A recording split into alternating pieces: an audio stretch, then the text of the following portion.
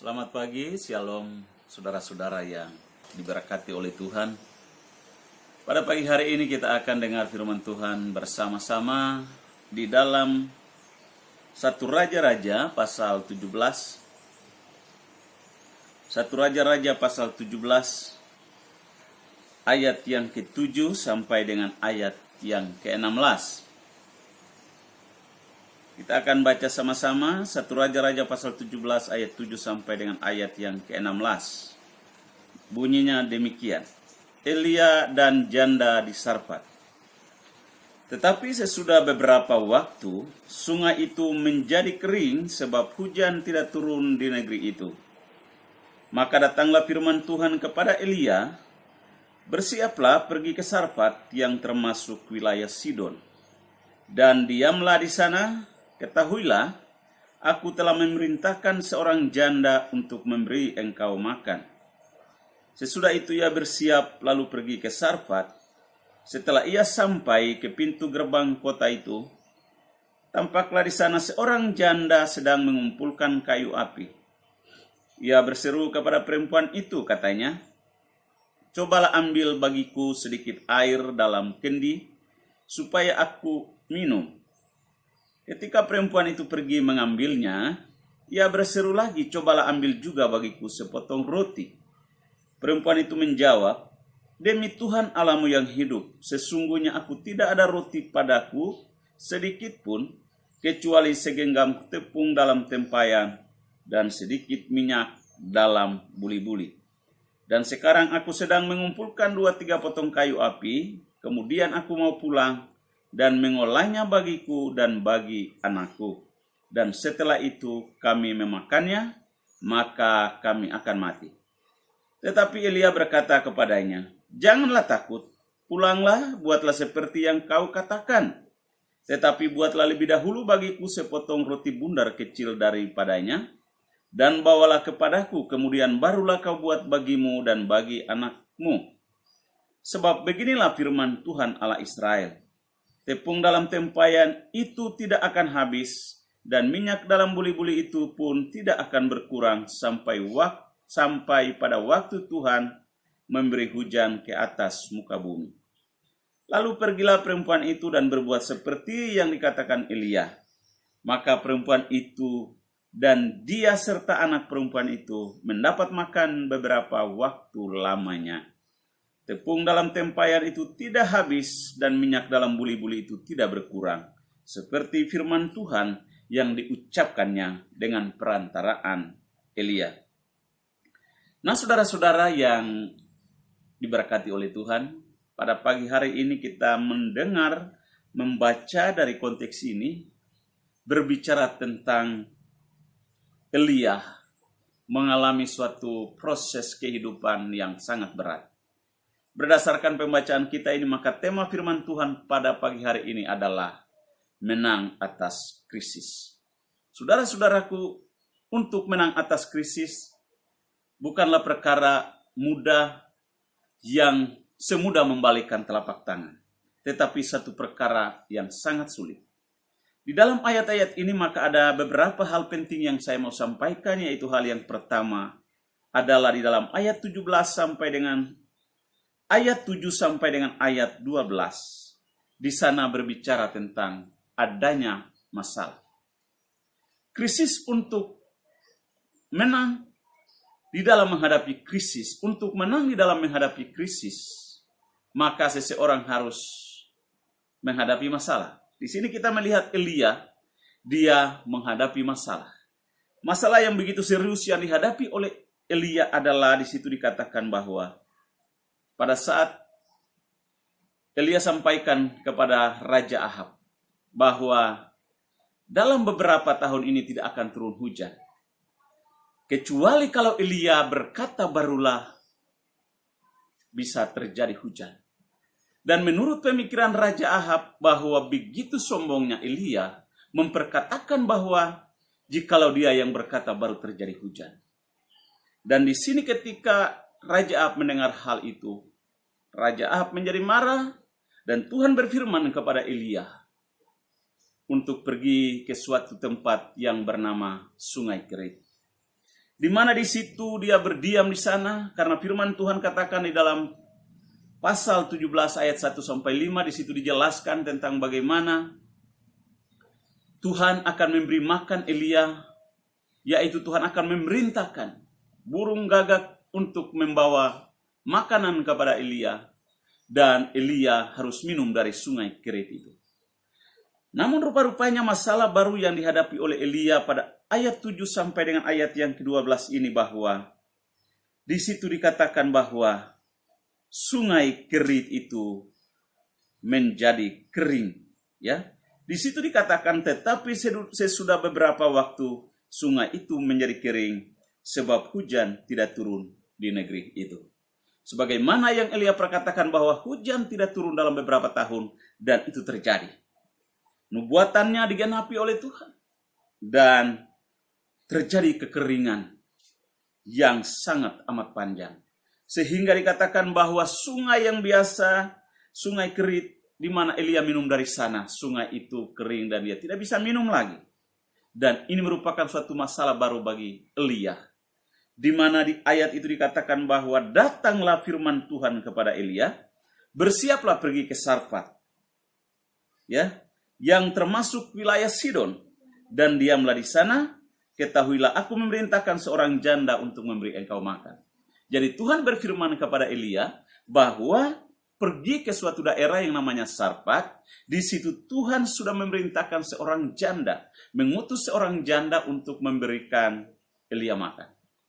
Nah, saudara-saudara, secara manusiawi mungkin Elia berpikir, bisa saja dia berpikir nanti di sana dia akan dijamu dengan makanan yang lezat, dijamu dengan makanan yang mewah atau makanan yang enak. Bisa saja Tuhan memerintahkan Elia untuk bertemu dengan seorang janda yang kaya raya. Tetapi rupa-rupanya di dalam ayat selanjutnya ditekankan bahwa hal itu tidak terjadi seperti yang diharapkan oleh Elia. Nah, saudara-saudara yang dikasihi oleh Tuhan, dikatakan dalam ayat 9 bahwa bersiaplah pergi ke Sarfat yang termasuk wilayah Sidon. Nah, ini merupakan, kalau saat ini merupakan daerah Libanon, ya, daerah Libanon di daerah Timur Tengah.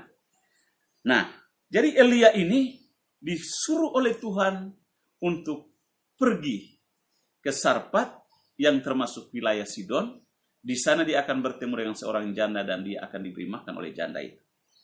Nah, saudara-saudara yang dikasihi oleh Tuhan, di dalam ayat 10 dikatakan bahwa Elia ketika mendengar firman Tuhan itu dia tidak tinggal diam.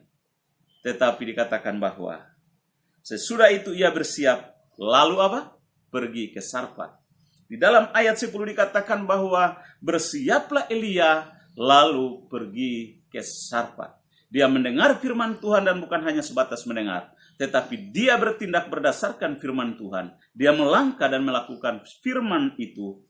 Dikatakan di dalam ayat selanjutnya, di sana dikatakan, setelah ia sampai ke pintu gerbang kota itu, tampaklah di sana seorang janda sedang mengumpulkan kayu api. Ia berseru kepada perempuan itu, katanya, cobalah ambil bagiku air dalam kendi supaya aku minum. Nah, saudara-saudara, di sana dikatakan bahwa waktu Elia sampai di Sarfat, yang dia ketemu seperti yang difirmankan oleh Tuhan, yaitu dia bertemu dengan seorang janda, dan kemudian Elia dalam perjalanan yang begitu jauh, dan dia begitu haus sehingga dia meminta air daripada janda ini supaya ia diberikan minum. Dan dikatakan dalam ayat 11, ketika perempuan itu pergi mengambilnya, ia berseru lagi, cobalah ambil juga bagiku sepotong roti. Perempuan itu menjawab, demi Tuhan Allahmu yang hidup, sesungguhnya aku tidak ada roti padaku sedikit pun, kecuali segenggam tepung dalam tempayan dan sedikit minyak dalam buli-buli. Dan sekarang aku sedang mengumpulkan 2-3 potong kayu api. Kemudian aku mengolahnya bagiku dan bagi anakku. Dan setelah kami memakannya, maka kami akan mati. Nah, di sini wanita atau janda ini, waktu Elia berkata bahwa pergilah, buatlah sebuah roti kepadaku, berikanlah aku makan. Tapi janda ini berterus terang, dia berani memperkatakan tentang kondisi dan keadaannya. Dia jujur di hadapan Elia. Dia berkata bahwa Tuhan Allahmu yang hidup, bahwa sesungguhnya aku tidak punya roti. Yang ada padaku hanyalah segenggam tepung dan sedikit minyak dalam buli-buli. Janda Sarfat ini menghargai akan berkat Tuhan, sekalipun sedikit minyak dalam buli-buli dan hanya segenggam tepung. Tetapi wanita atau janda ini tidak merasa malu untuk memperkatakan kepada Elia. Karena apa? Janda ini berkata bahwa setelah dia mengolahnya untuk makan bersama anaknya, dan setelah itu dia akan mati. Wanita ini mengukur kondisi dan keadaan krisis yang dihadapi saat itu dengan logikanya bahwa tepung yang diperoleh hanyalah segenggam dan hanya sedikit minyak dalam buli-buli. Menurut janda ini, mereka tidak bisa makan dari bahan makanan ini untuk waktu yang lama.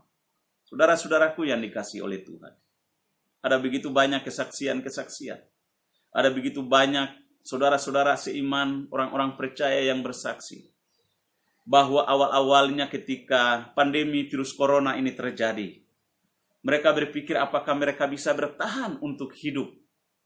Apakah mereka bisa mendapatkan bahan makanan? Apakah mereka bisa cukup makanan dan minuman selama masa pandemi ini? Oleh karena apa? Oleh karena virus corona ini tidak tahu kapan akan berakhir. Dan banyak orang berpikir bahwa mereka mungkin tidak bisa menjalani kehidupan ini. Tetapi saudara-saudaraku, sampai hari ini ada begitu banyak kesaksian yang mengatakan bahwa mereka dipelihara oleh Tuhan dengan cara Tuhan tersendiri. Mereka diberkati oleh Tuhan. Mereka dapat makan. Bahkan ada di antara mereka yang hidup tidak kekurangan. Bahkan saya sendiri pun diberkati oleh Tuhan. Diberi makan oleh Tuhan sampai hari ini. Tidak kekurangan. Karena Tuhan yang kita sembah adalah Tuhan yang ajaib. Krisis yang dihadapi oleh Elia, krisis yang dihadapi oleh janda di Sarfat ini, merupakan krisis yang luar biasa. Yang menurut pemikiran janda ini, bahwa dia punya segenggam tepung dan sedikit minyak dalam buli-buli. Itu hanya cukup makan sekali dan sesudah itu mereka akan mati. Saudara-saudara yang dikasih oleh Tuhan, masalah terjadi dengan suatu tujuan supaya memproses kita menjadi orang-orang percaya yang memiliki kualitas iman, memiliki mutu rohani yang baik, dan semakin hari semakin mengandalkan Tuhan, semakin hari semakin berharap kepada Tuhan. Saudara-saudara yang dikasih oleh Tuhan, di dalam ayat 12 dikatakan bahwa Elia memperkatakan firman Tuhan. Di situ dikatakan oleh Elia,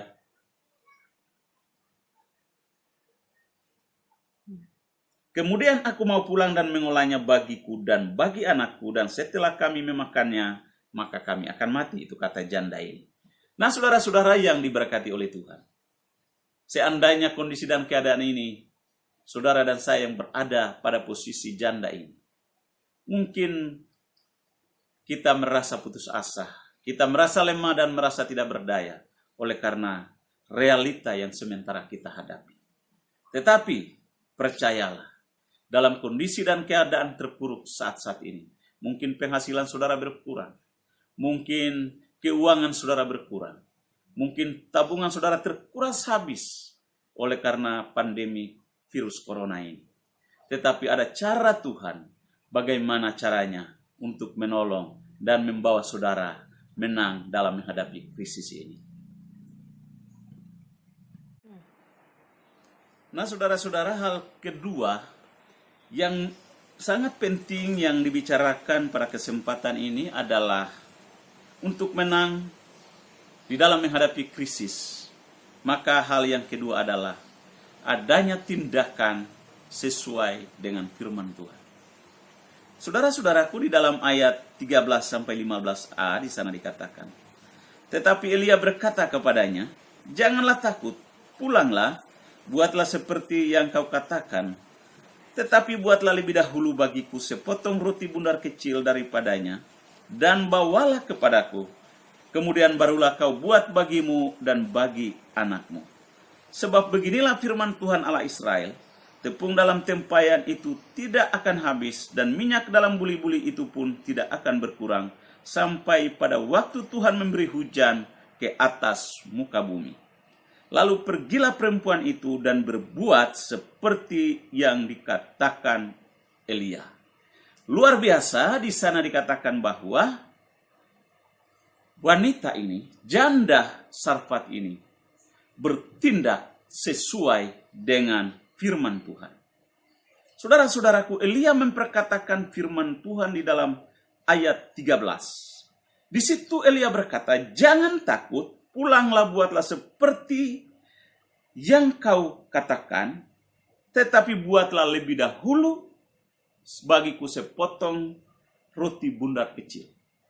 Nah saudara, Elia memperkatakan firman Tuhan bahwa sesungguhnya di dalam ayat 14, sebab beginilah firman Tuhan Allah Israel, tepung dalam tempayan itu tidak akan habis, dan minyak dalam buli-buli itu pun tidak akan berkurang, sampai pada waktu Tuhan memberi hujan ke atas muka bumi. Pada saat Elia memperkatakan firman Tuhan ini, kalau janda ini dia fokus terhadap masalah atau krisis kelaparan yang sementara dia hadapi, maka dia tidak akan mendengar firman itu, dan dia tidak akan melakukan firman itu, karena realitanya adalah hanya segenggam tepung dan hanya sedikit minyak dalam buli-buli. Janda ini akan mengolahnya setelah dia makan bersama anaknya, dan dia berkata bahwa mereka akan mati. Tetapi dalam kondisi krisis ini datanglah firman Tuhan melalui Elia kepada janda Sarfat ini, bahwa sesungguhnya tepung dalam tempayan, sesungguhnya tepung itu tidak akan habis, dan minyak itu tidak akan berkurang, sampai Tuhan menurunkan hujan di atas muka bumi. Elia memperkatakan firman Tuhan dengan penuh keyakinan. Dan respon daripada janda Sarfat ini, dia bukan hanya mendengar, tetapi dia juga mendengar dan melakukan firman Tuhan itu dengan penuh keyakinan. Saudara-saudaraku yang dikasihi oleh Tuhan, kalau kita membaca firman Tuhan atau membaca Alkitab ini, jangan sampai kita membaca dan kemudian hanya disimpan di otak dan hanya sebatas pengetahuan. Tetapi tatkala kita memperkatakan firman Tuhan, kita harus memperkatakan dengan penuh keyakinan, dengan penuh iman, bahwa firman itu berkuasa untuk menciptakan. Sehingga pada saat kita memperkatakan firman Tuhan, dapat meyakinkan orang lain bahwa firman Tuhan itu dapat melakukan apa yang direncanakan oleh Tuhan. Saudara-saudaraku yang dikasihi oleh Tuhan, ada begitu banyak hamba Tuhan yang memperkatakan firman Tuhan, tetapi tidak yakin akan firman itu sendiri. Tidak yakin bahwa firman itu berkuasa, sehingga apa yang dia katakan pun dia ragu-ragu. Tetapi Elia di sini saya mau perkatakan, dia memperkatakan firman Tuhan dengan penuh keyakinan bahwa firman Tuhan itu ya dan amin. Firman Tuhan itu berkuasa untuk menciptakan. Di situ dia katakan, sesungguhnya tepung dalam tempayan itu tidak akan habis, dan minyak dalam buli-buli itu tidak akan berkurang, sampai pada waktu Tuhan memberi hujan ke atas muka bumi. Luar biasa. Nah saudara-saudara yang dikasihi oleh Tuhan Yesus Kristus. Lalu di dalam ayat 15 di sana dikatakan, lalu pergilah perempuan itu dan berbuat seperti yang dikatakan Elia. Saudaraku, janda ini tidak memprotes. Dia tidak berkata, Elia, bukankah kamu tahu bahwa aku dalam keadaan kondisi terpuruk, dalam kondisi krisis, dalam keadaan kelaparan, bahwa sedikit tepung dan sedikit minyak ini kami akan olah dan kami akan makan, sesudah itu kami akan mati. Dia tidak berkata demikian, tetapi dia tunduk dan taat secara total kepada firman Tuhan. Dan dikatakan dalam ayat 15 ini bahwa perempuan ini berbuat seperti yang dikatakan Elia. Luar biasa. Nah saudara-saudara yang dikasihi oleh Tuhan Yesus Kristus, di dalam ayat 16 di sana, di dalam ayat selanjutnya ayat 15b di situ dikatakan, maka perempuan itu dan dia serta anak perempuan itu mendapat makan beberapa waktu lamanya. Nah ini yang luar biasa. Kalau janda ini tidak bertindak sesuai dengan firman, maka mustahil perkara itu terjadi. Oleh karena itu dalam kondisi dan keadaan yang terpuruk, dalam keadaan krisis, dalam keadaan apapun, masalah seberat apapun, yang mungkin secara logika saudara sudah tidak kuat menghadapi masalah itu. Secara logika saudara sudah tidak kuat menghadapi persoalan itu. Tetapi percayalah di tengah-tengah persoalan itu ada Tuhan yang hadir. Ada Tuhan yang memperhatikan. Ada Tuhan yang menolong saudara. Karena itu setiap ayat-ayat firman Tuhan yang Bapak, Ibu, Saudara, dan saya baca, imani dan percaya bahwa firman Tuhan ya dan amin untuk menciptakan yang tidak ada menjadi ada. Dan ini terbukti Bapak, Ibu, Saudara. Saudara-saudaraku, melalui pelayanan kami, di mana melalui medsos ada seorang ibu yang telepon saya dan berkata dia berada di daerah Maluku, bahagian Maluku Barat Daya. Dia berada di satu pulau yang bernama Pulau Wetar, di mana anaknya sakit dalam keadaan terpuruk. Dia berkata bahwa dokter sudah memperkatakan, karena mereka tinggal di satu kecamatan, dan anaknya sakit dalam keadaan tidak sadar, dan kemudian anak ini dirawat. Anaknya ini dirawat di rumah, diinfus di rumah, dan dokter anjurkan bahwa nanti ada transportasi. 2 hari atau 3 hari kemudian kalau ada kapal feri atau ada kapal lain yang lewat, maka anaknya akan dibawa untuk pergi ke kota kabupaten supaya di sana peralatan rumah sakit lebih lengkap supaya menyelamatkan anak ini. Secara khusus karena anaknya ini dalam keadaan hamil supaya bayinya diselamatkan. Saudara-saudara, dalam kondisi dan keadaan ini dia menjerit. Dia bingung bagaimana caranya. Tetapi seorang ibu menelepon saya dan berkata, tolong doakan keponakan saya ini. Dan rupa-rupanya kami berdoa. Berdoa dan saya kasih firman. Saya perkatakan dengan firman penuh keyakinan bahwa apa yang kita yakini berdasarkan firman itu akan terjadi dalam kehidupan Bapak. Dan dia percaya akan firman Tuhan itu.